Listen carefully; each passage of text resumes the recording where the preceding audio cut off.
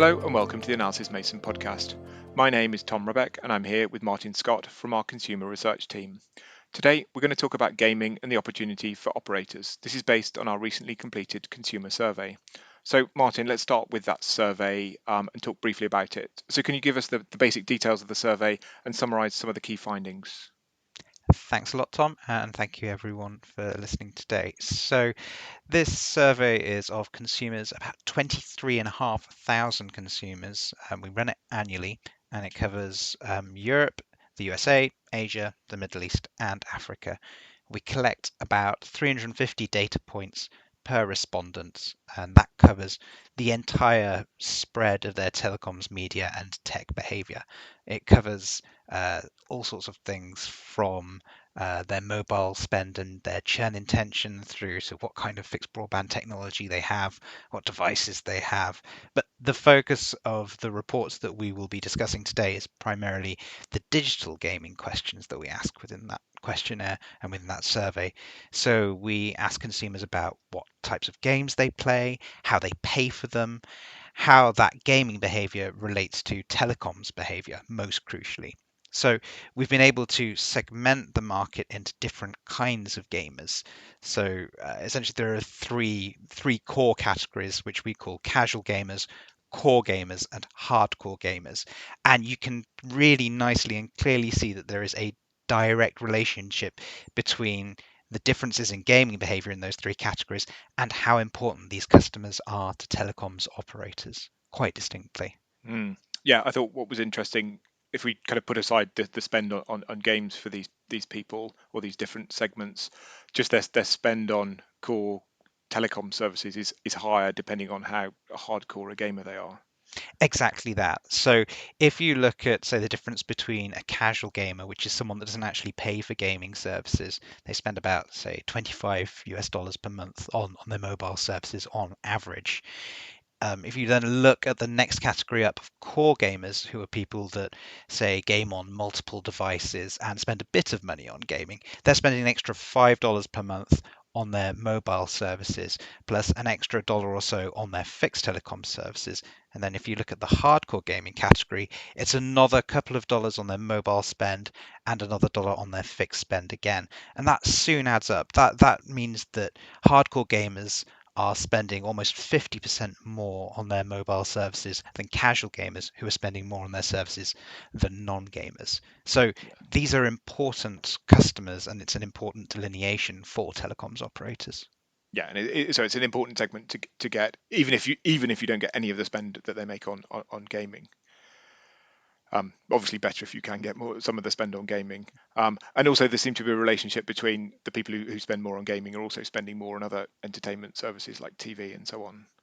Yeah, exactly that. So the average number of streaming video services that they use increases depending on how much they game as well. So a hardcore gamer uses an average of, say, 4 OTT video services, whereas a casual gamer uses an average of, I think it's only 1.6. So service stacking is much, much higher in harder core gamers.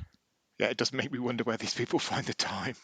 But anyhow, let's talk about all of this in relation to telecoms operators, and why gaming is so important to telecoms operators, particularly now, and particularly given that there have been previous initiatives in the past that maybe haven't been particularly successful. Yeah, so well, primarily it's about revenue growth, right? So digital gaming revenue, retail revenue was about 165 billion US dollars in 2021, and the absolute amount of growth in terms of millions of dollars or billions of dollars in the industry is about 3 times as much as the growth in retail revenue for telecoms at the moment. So this is a growing pot and therefore a growing opportunity. And telecoms operators, I guess, can't really afford to simply ignore that. And also, mobile is a really big part of it. So 89% of gamers in emerging Asia Pacific, so that's markets like Malaysia, Indonesia, China, India, play on mobile devices, compared to 74% in the USA and 66% of those in developed Asia Pacific markets like, say, Singapore or Japan or South Korea. I think one of the other big things that's changing is how consumers pay for games. So subscription gaming is rapidly gaining popularity. The share of paying gamers that use subscription services grew from, I think it was 27% to 37% in Europe year on year between 2020 and 2021. And we saw an even bigger shift in the US from 32% of paying gamers to 46% using subscription-based payments for gaming. And Okay. that's a good And so fit this for is, operators. sorry, this is the shift from it used to be they would buy an individual game, it would be a one-off purchase, and now they're moving to like a monthly subscription plan. Exactly that. So much like with streaming video services, how we talk about like movie rentals as being a Mm. transactional purchase versus your Netflix subscription as being subscription, the same thing is happening with gaming. And that's a good fit for operators because they can act as billing partners, as enablers for these services. When it comes to cloud gaming, obviously there are closer synergies in terms of mobile edge computing capabilities, Mm. and of course, operators can, much like they do with streaming video, they can act as service aggregators. So we're seeing an increasing number of telecoms operators bundling multiple OTT video services alongside their core telecom service. Exactly the same thing can happen for gaming. So Telecom Italia, for example, has started doing this with its Tim Games gaming platform, which is integrated into its Tim Vision set-top box and its video proposition. It's taking that logical approach to streaming video and expanding it out to subscription gaming. Mm. You asked earlier why some initiatives hadn't succeeded. Yeah, so things like Google Stadia, I suppose, closing down its games development studio and that kind of thing. I suppose there are a few issues here. One is timing. I think like players are still working out how all of this works. It's the gaming industry is in a real state of flux, particularly with there's big shifts in how people are paying for things and really significant mergers and acquisition activity in just the last few weeks.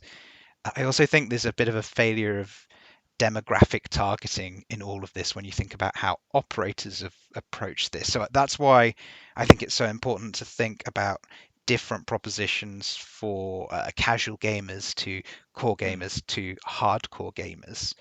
And on that subject of targeting, um, we clearly see a distinct difference in willingness to pay more for 5G to use 5G as a way to improve the gaming experience depending on market segments. So Yeah. if you look at casual gamers, 11% of casual gamers, even though they're not actually paying for games, said that they would actually pay more for a 5G proposition that improved their gaming experience.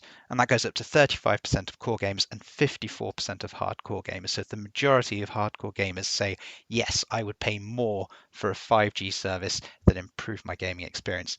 And that's going back to your point about capturing the direct spend on gaming. It's also really important to capture the synergies of them being willing to spend more on core telecom services to improve their gaming experience. In fact, that's arguably more important and Yeah. easier to get. Yeah. And even if we don't necessarily believe the percentages of people, obviously people say they're willing to pay for a service, they don't necessarily, that doesn't necessarily Yeah, translate yeah, into yeah. actually paying for it, but it does suggest that they are maybe aware of the differences with 5G, or kind of open to the idea that they could have a better network connectivity service than they're getting right now. Yeah, Um, absolutely. You're right that there's a very much difference between what people say they'll do and what they do. But it's surprisingly consistent. So, for example, with things like churn, if you yeah. ask people if they're going to churn, then loads of people say, "Yeah, yeah, I'm going to change my mobile service provider right now." And Mm. actually, about 40% of people consistently follow through. But when you split things down into demographics, you'll find that it tends to be about 40% of people no matter which split of the data you do. Right. So we can still conclude that hardcore gamers are probably about 5 times more likely to pay for these extra things for 5G connectivity than casual gamers. So there's still clear value in this sort of segmented approach to the market. Yeah, and I guess the link between gaming and 5G, and also network edge, Mm. is kind of a clear one. I think we've seen it in South Korea and places like that, where the operators are trying to use the combination of gaming and network edge and 5G as an incentive for customers to switch over. Yeah, absolutely.